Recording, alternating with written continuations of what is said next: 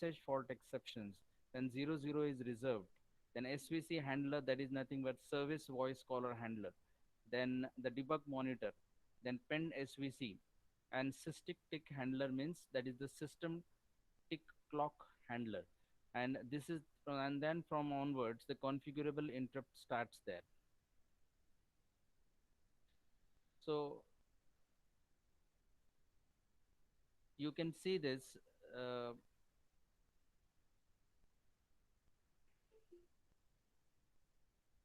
so obviously this is the interrupt vector which can be defined either in C or in the SM language.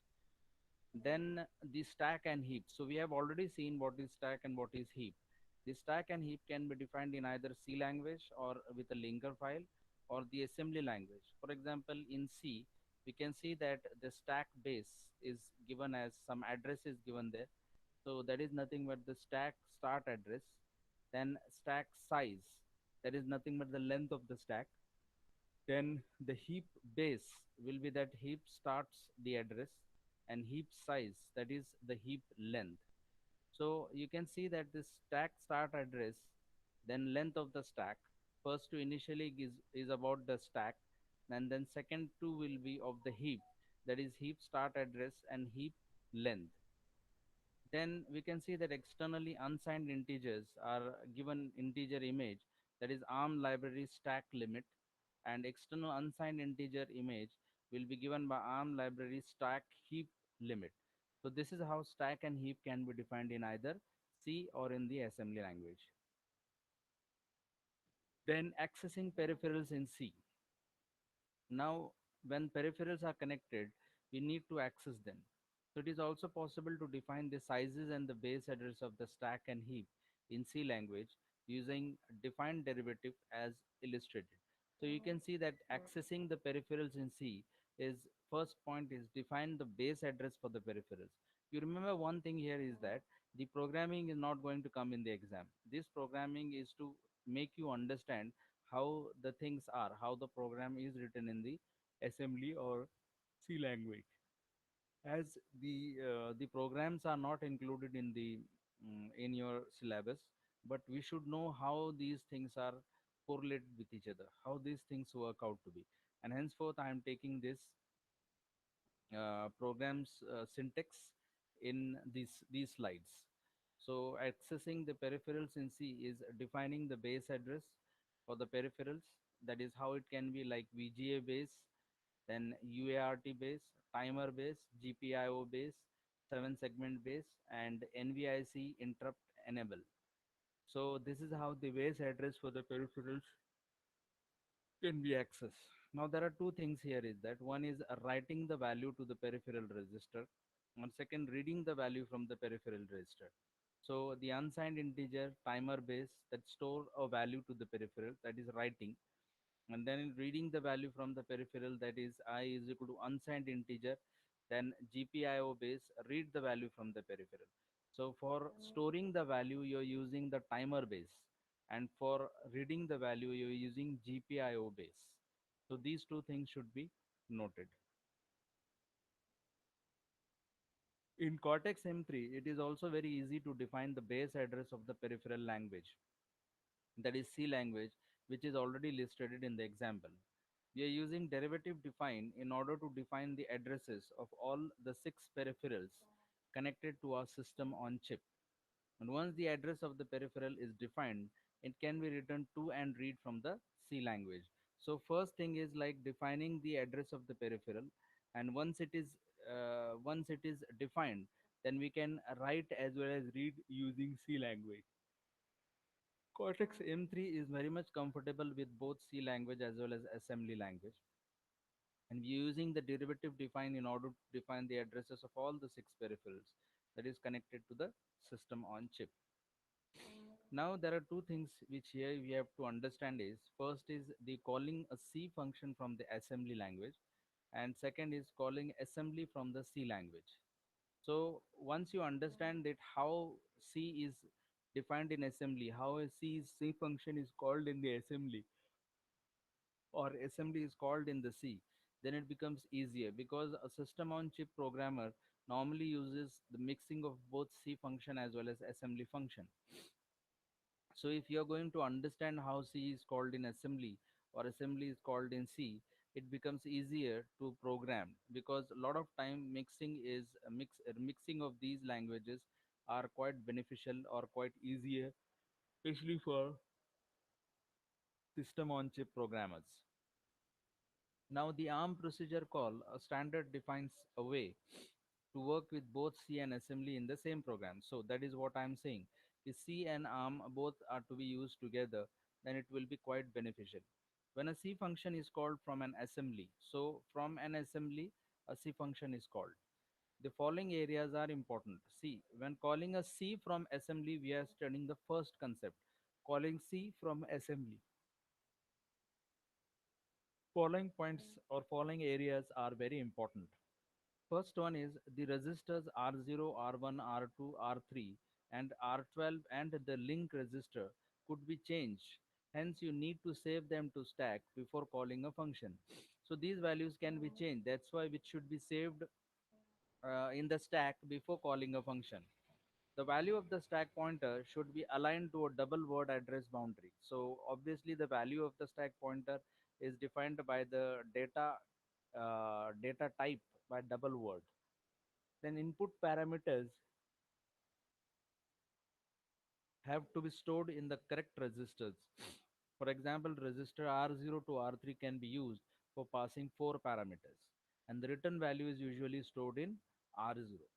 See, what we are understanding here is that we are calling the C function from assembly.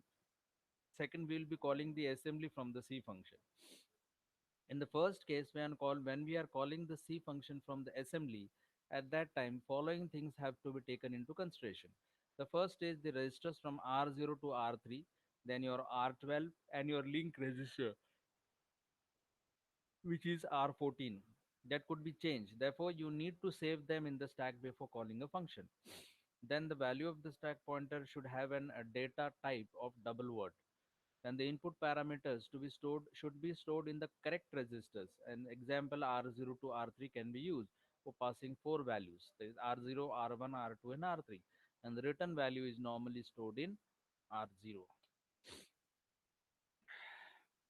So as we are seeing this, further points that are very important is, now in order to understand, once again we'll see this, that register R0 to R3, R12 and LR can be changed, hence it should be stored. Hence, if these registers hold the data that need for the later use, you need to save them back to the stack. Then the value of the stack pointer should be assigned a double word address boundary. You need to ensure that the input parameters are stored in the correct registers, that is from R0 to R3, and the return value which is stored in R0, assuming that it is a 32 bits or smaller, is normally stored in R0. So these are the things that has to be taken care when C function is called from the assembly. Now, calling a C function from the assembly, we'll continue few more examples here. The ISR. So the ISR can be written in either assembly or in the C. Example, void URT ISR, that character C. C is equal to character, that is URT base. So read the character from the ART. So this read the character from UART. So by using UART, we are going to write the ISR in either assembly or C. Hello, sir. Huh? Sir, Hello? your voice is very low. Voice is very low. Okay. Yes, sir. Just a moment. Now, is it clear? Okay. No, sir. Shubham, clear hai abhi? Okay. I'll little bit speak No, louder. sir. I'll speak little louder. ISR can be written either in assembly or C language. For example, in C, we can write the ISR in such a way that void UART ISR. Then, if character C is defined, and if I want to have this C to read the character from the URT, C will be equal to character, that is AHB URT base. So, in this way, you can read the character from URT. Now, call a C function from assembly code. Further will be, and one more example is URT handler. So if we see that the PROC export UART handler, we are going to export this UART, that is label name in assembly. Then import UART ISR, that is a function name in C. Then the push is going to be used, that is R0, R1, R2, and LR, that is context for saving. Push is used for context saving, right? Then your BL UART ISR, that is branch to ISR written in C. And then pop. So pushes and pop both are used here. So one is for context saving and pop is used for context restoring, that is R0, R1, R2. So for context restoring, we are going to use the program counter. For context saving, we are going to use the link register. So in this way, we can use the UART handler also. Now here is an example how to call a C function from assembly code. So if you see the example, we have an ISR written in C which can be read as a character from UART. And this ISR is called as UART ISR. So you can see here example is UART ISR. In order to call this function from the assembly code, we simply use the import key words with enemy of the function to be called, that is UART ISR. So in order to call this function from assembly code, ठीक है, तो assembly से C को बुला रहे, we simply can use the import keyword, मतलब import कर सकते हैं हम directly. So import, if we are using here, you can see that export and import, there are two there. So if we are saying that import UART ISR, that means you're calling that function in C. You're calling that function from assembly in C. So in order to call this function from assembly code, we simply use import keyword with enemy of the function to be called. With Cortex M ISR is only ever used as interrupt handler. The C function can called directly and hardware stacking will manage the context save and restore process. So if you see the initial first two is that we can write the ISR. ISR can be written in C and it can also read a character from UART with the help of UART ISR. This is the first point. Second is in order to call this function from assembly, we can simply use the command called as import keyword. And the third one is that with Cortex MSR, it is only ever used as an interrupt handler. The C function can call directly, and hardware stacking will manage the context saving and restore process. So in Cortex of M, with Cortex of M, ISR is only ever used as an interrupt handler. The C function can call directly the hardware stacking, which will manage the context save and restore. So if we see that in Cortex M, you can see here is BLUAT ISR, that is branch to ISR written in C. This is the command line what it says about this one. Then we'll move to this point number two. That is first was calling the C function from assembly. Now we are calling an assembly function from the C. So when calling an assembly function from C code, for following areas are important. The first one is that if register R4 to R11 need to be changed, they have to stacked and restored in the assembly function. So similarly जहाँ वहाँ पर भी वही था कि R0 to R4 तक, R0 to R4 तक जो वैल्यू चेंज होने वाले हैं R14 LR, उसके वैल्यू चेंज होने वाले हैं, तो उसको पहले स्टैक में रिस्टोर करके रखना जरूरी है. So similarly when we are calling an assembly function from C, at that time also we need to store this register value R4 to R11, that is to be stacked and restored in the assembly function. If another function is called inside the assembly function, so function ke andar function, at that time the link register needs to be saved on the stack and used for the return. The function return value is normally stored in R0. Now, this is the example of calling an assembly function from C. So you can see that calling an assembly function from the C, write a function is an assembly. You can see that there is an add ASM. So export the add ASM. So we are exporting the file called as add ASM, and we are function using the function as adds R0, then R0 comma R1, then adds R0 comma R0 comma R2, then adds R0 comma R0 comma R3. So we are been using the add values. We are using the add of the three values from the register, that is R1, R2, R3, and then BXLR means result is returned in R0. So whatever that R0, R1 calculated, that is stored in R0, R2, R0 calculated, that is again stored in R0, then R3, R0 is calculated, which is stored in the R0, and ultimately VXLR means the result is written in the R0, and then we have the end function. So this is what the add ASM is. Now, another example of calling an assembly function in C is, for example, the external integer add ASM. Now, in this integer k1, k2, k3, and k4, directly we are going to add these four integers. So, integer x is equal to add ASM. So, 11, 22, 33, and 44. So, all these things k1, k2, k3, k4 will add together. So, there are two ways of writing the add function and calling the assembly function from the C. So we are calling. In the first case, what we are doing is that we are directly exporting the add assembly add file, and in the second case we are having the external integer add ASM directly as a function, where you can write down the call as an assembly function. So you can call, see, first you export it, that is one way. You export the add file and then you work on it, and the second one is that you directly use the add add file, and then you can easily calculate the add function. So this is the values of the add function. Again, calling an assembly function from C. For example, if we have an assembly function that adds four values as illustrated in the previous example, that is add ASM, we need to declare it in C code before we can use it. Obviously, in C, if you are going to add like R1, R2, R3, and R4, we need to declare them as an integer values. So initially, declaration is very important. In this example shown, here we can also declare that add ASM at the start of the C code, and we can use as the main function. So we can take another example that, now see, in both the examples we have used two different methods.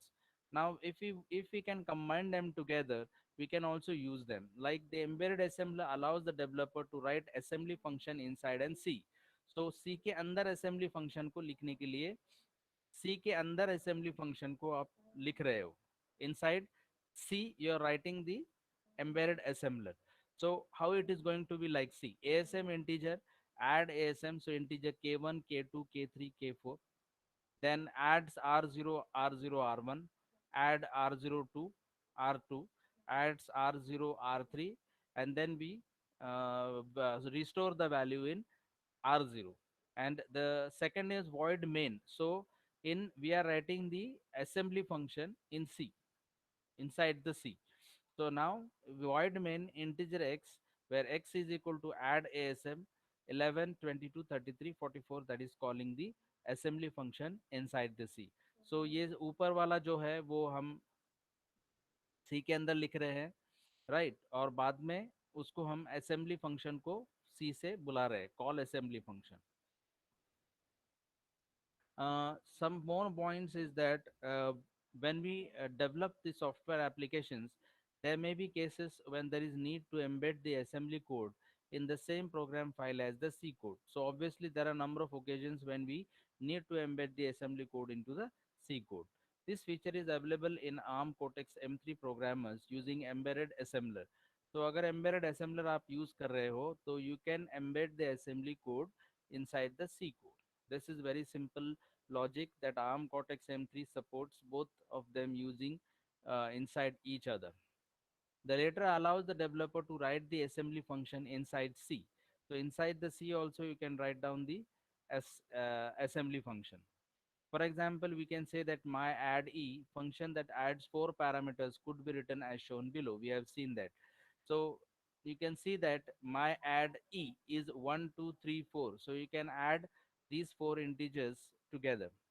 The functions can be called in C code in a similar manner to any other normal C function as follows. So y is equal to my add e 1, 2, 3, 4. You can add the four values. Now this phase is interfacing IO devices like LEDs and switches. So we can take an example of interfacing how this. We'll take an example of LED. It's very simple, through which we can understand it. See, there is a program to demonstrate the LED blinking. Then port 2 pin are configured as GPIO and using pin cell register as they configured as output using DFIO directory register. LEDs are turned on by sending high pulse using FIO SCT register, and after some time the LEDs can be turned off by sending low pulse. तो अगर LED को on करना है तो आपको high pulse भेजने पड़ेंगे FIO ACT register को, और अगर उसको टर्न ऑफ करना है तो आपको लो पल्स भेजना है FIO CLR रजिस्टर को. So initially we can define this unsigned integers ij, and we take a loop up to 20,000. So 20,000 times it will be on and off. We start a program. First is system init, that is clock and PLL configuration. Then configure port 2 pin as an GPIO. Then configure port 2 pin as an output. Then you can see that you're using GPIO2. You're making the port pin as high by sending the high pulse. Then there is a delay of 100 milliseconds. Then you're sending the port pins as low. So इसका मतलब क्या है कि पहले F I O S A T को के लिए use करना है जीपीआईओ, पहले जीपीआईओ हमने डिक्लेयर किया, बाद में हमने हाई पिन भेजे पोर्ट पिन्स को, और वो F I O S A T के थ्रू किया, बाद में उसको लो पिन्स भेजने के लिए F I O C L R का यूज किया, और ऑन और ऑफ के बीच में दोनों टाइम पे हमने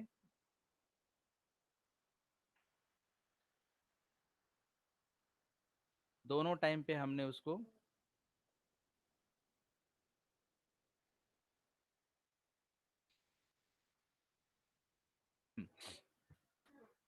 फिर एक बार मैं बताता हूँ. स्टार्ट में हमने क्या किया, वॉइड डिले असाइंड किया, unsigned integer I J assigned किया, then for I to J, so for 20,000 time it will blink on and off and on and off. Then in the first case we are declaring the clock and PLL, that is system init. Then the first is configuring the port 2 pin as GPIO, then configuring the port 2 pin as an output. Okay, these two things are there. Then there is a while loop. So जब तक execute होता रहेगा, पहले क्या होगा कि हम सारे पल्सेस हाई देंगे पोर्ट पिन को ताकि वो एलईडी ऑन हो जाए. सो वो किसके थ्रू दे सकते हैं, वो इसके थ्रू दे सकते हैं LPC GPIO2 FIO ACT register के थ्रू. यानी कि वो हाई पल्स देंगे, मतलब क्या होगा, एफ दे दिया यानी कि हाई वैल्यू दे दी.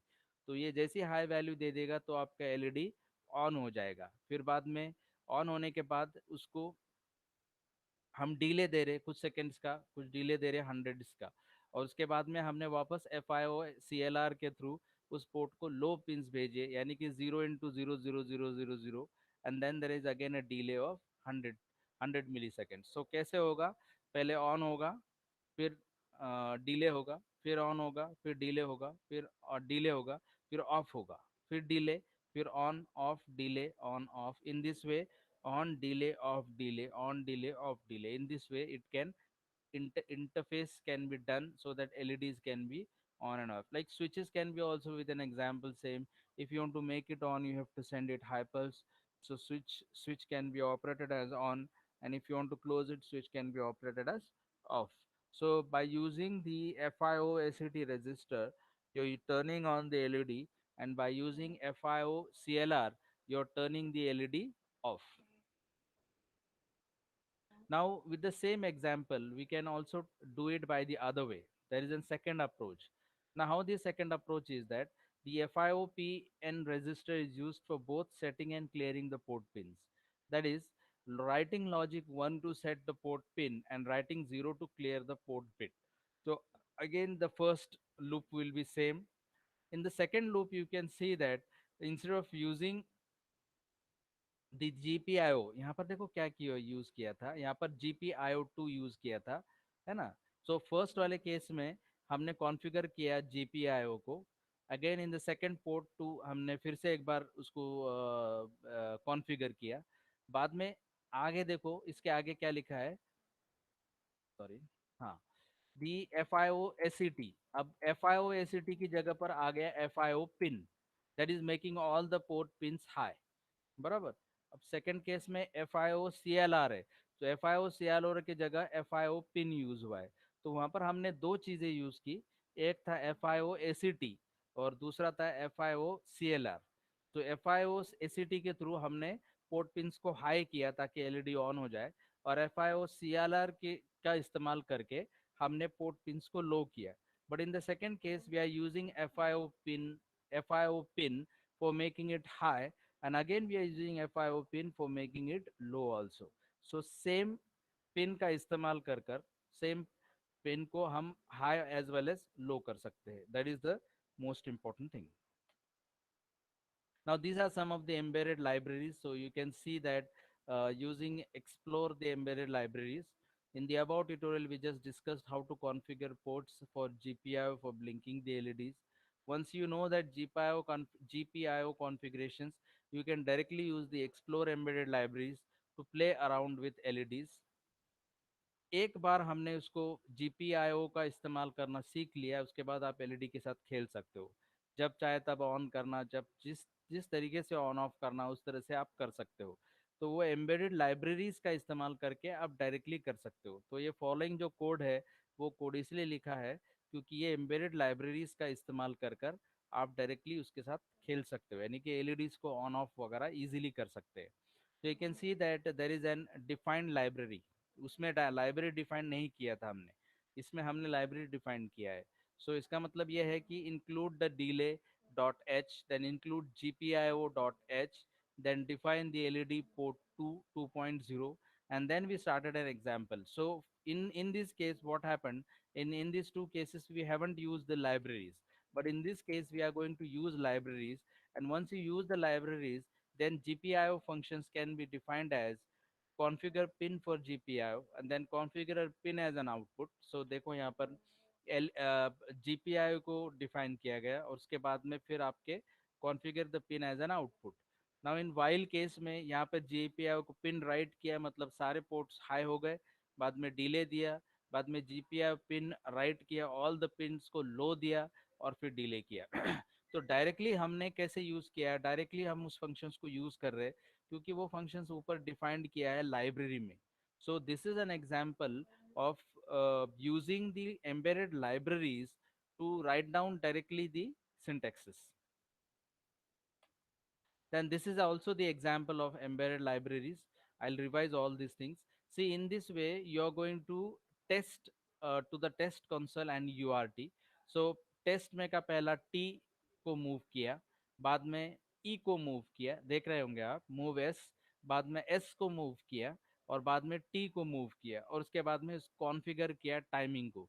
तो कॉन्फ़िगर करते समय देखो पहले क्या किया है कि टेस्ट को लिखते समय R1 एंड R2 यानी कि VGA बेस और URT बेस को डिक्लेयर किया, बाद में T को मूव किया और स्ट्रिंग यूज किया R0 R1 R0 R2, फिर बाद में R1 R2 VGA base URT base, बाद में ये T का हो गया। अभी अभी आएगा E को सेम, उसकी उसी तरह से S को सेम, फिर बाद में वापस T को सेम, और उसके बाद कॉन्फ़िगर किया टाइमर को, that is R1 timer load value register, R0 equal to उसकी मैक्सिमम वैल्यू लोड की डाल दी, और उसमें हमने timer control register R1 equal to वो वैल्यू डाल दी, और उसके बाद में मूव किया set prescaler reload mode and start timer को।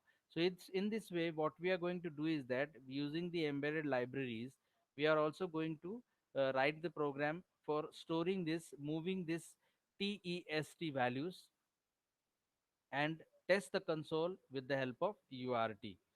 So in this way we have seen it. So we'll again revise it as. So in this way, we have seen that the first program is the interrupt vector, which can be defined either in C or assembly language. For example, in C, we can write down it as exception function pointer, that is exception table.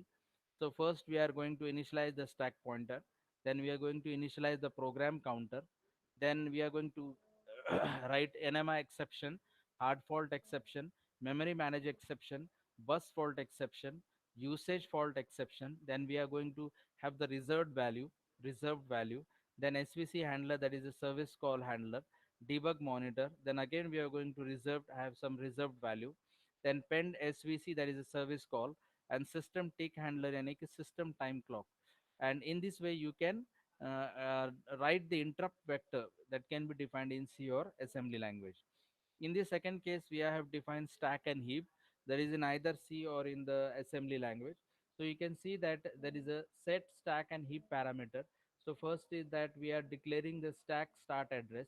Then we are also declaring the length of the stack. Then heap start address and heap length. In this way, we are defining the address for the peripherals. It is also possible to define the sizes and base address of the stack and heap in case of C language using defined derivative as directive as illustrated. So in this way, we can define that VGA base, URT base, timer base, GPIO base, 7 segment base, and NVIC interrupt enable. Now, in order to write the value to the peripheral register, we can write it in this way: timer base 0 into 3 FFF. And when we are reading this, we are going to write GPIO base. So for writing, we are going to use timer base. For reading the value from peripheral register, we are going to use GPIO base.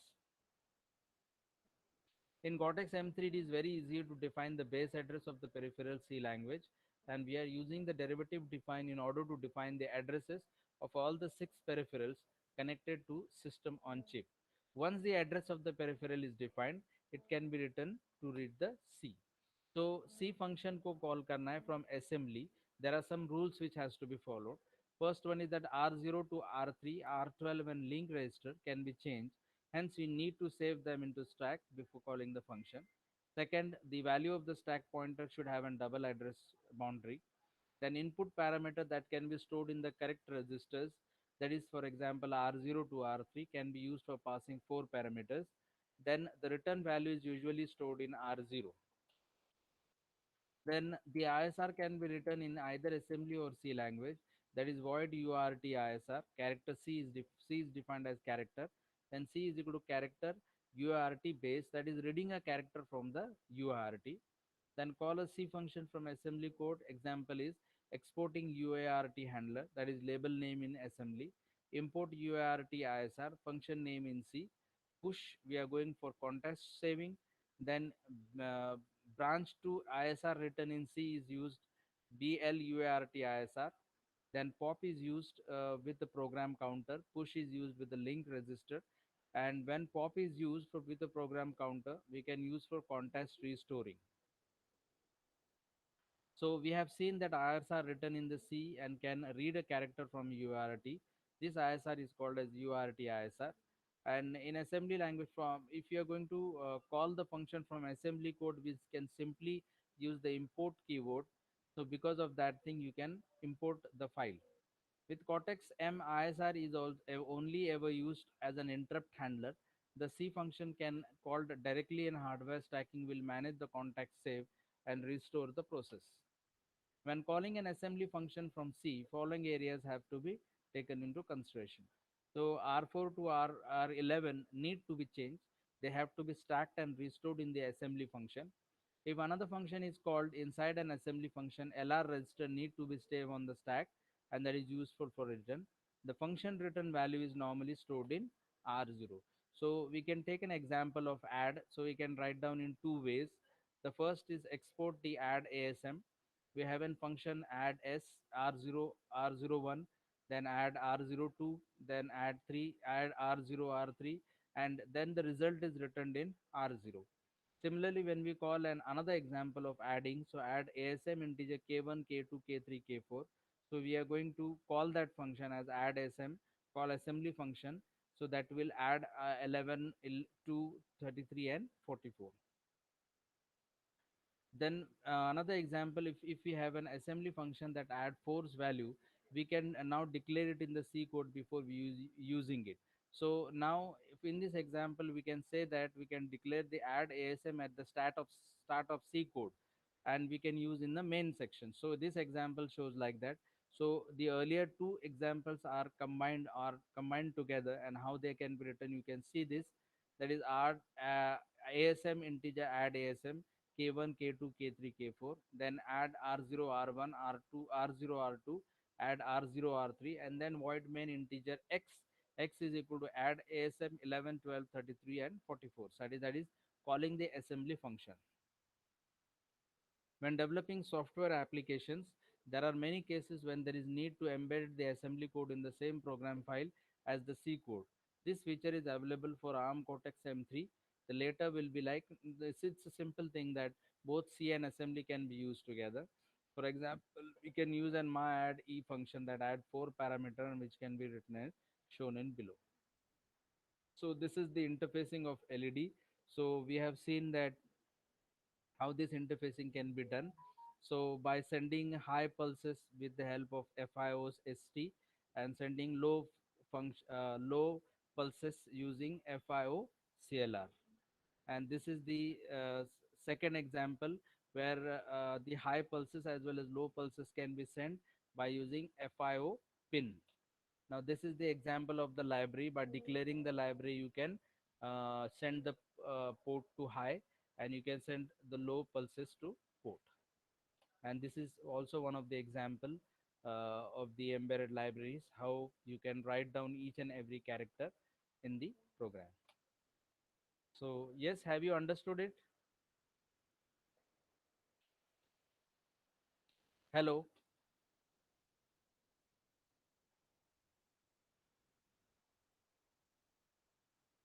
Hello.